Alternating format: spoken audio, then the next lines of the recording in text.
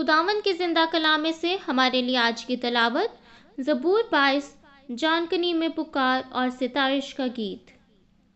اے میرے خدا، اے میرے خدا، تو نے مجھے کیوں چھوڑ دیا؟ تو میری مدد اور میرے نالہ و فریاد سے کیوں دور رہتا ہے؟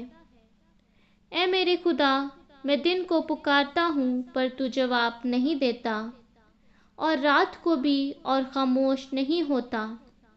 لیکن تو قدوس ہے، تو جو اسرائیل کی حمد و ثنا پر تخت نشین ہے۔ ہمارے باپ دادا نے تجھ پر توکل کیا، انہوں نے توکل کیا اور تو نے ان کو چھڑایا۔ انہوں نے تجھ سے فریاد کی اور رہائی پائی، انہوں نے تجھ پر توکل کیا اور شرمندہ نہ ہوئے۔ پر میں تو کیڑا ہوں، انسان نہیں، آدمیوں میں انگشت نما ہوں اور لوگوں میں حقیر۔ وہ سب جو مجھے دیکھتے ہیں میرا مذاق اڑاتے ہیں، وہ منہ چراتے، وہ سر ہلا ہلا کر کہتے ہیں، اپنے کو خداوند کے سپرد کر دے، وہی اسے چھڑائے۔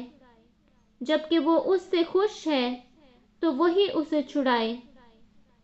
پر تو ہی مجھے پیٹ سے باہر لایا، جب میں شیر خور ہی تھا تو نے مجھے توکل کرنا سکھایا۔ میں پیدائش ہی سے تجھ پر چھوڑا گیا، میری ماں کے پیٹ ہی سے تو میرا خدا ہے۔ مجھ سے دور نہ رہ، کیونکہ مصیبت قریب ہے، اس لیے کہ کوئی مددگار نہیں۔ بہت سے سانڈوں نے مجھے گھیر لیا ہے، وثن کے زور آور سانڈ مجھے گھیرے ہوئے ہیں۔ وہ پھاڑنے اور گرجنے والے ببر کی طرح مجھ پر اپنا منہ پسارے ہوئے ہیں۔ میں پانی کی طرح بہہ گیا، میری سب ہڈیاں اکھڑ گئیں، میرا دل موم کی مانند ہو گیا، وہ میرے سینہ میں پگھل گیا۔ میری قوت ٹھیکرے کی مانند خشک ہو گئی، اور میری زبان میرے تالو سے چپک گئی۔ اور تو نے مجھے موت کی خاک میں ملا دیا، کیونکہ کتوں نے مجھے گھیر لیا ہے، بدکاروں کے گروہ مجھے گھیرے ہوئے ہیں۔ وہ میرے ہاتھ اور میرے پاؤں چھیدتے ہیں، میں اپنی سب ہڈیاں گن سکتا ہوں۔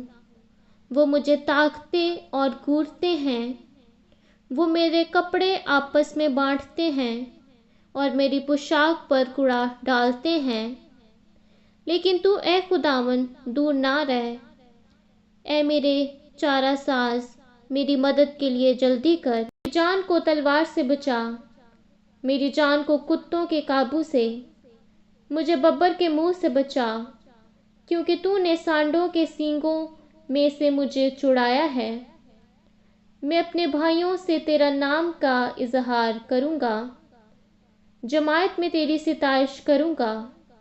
اے خداوند سے ڈرنے والو، اس کی ستائش کرو، اے یعقوب کی اولاد سب اس کی تمجید کرو، اور اے اسرائیل کی نسل سب اس کا ڈر مانو۔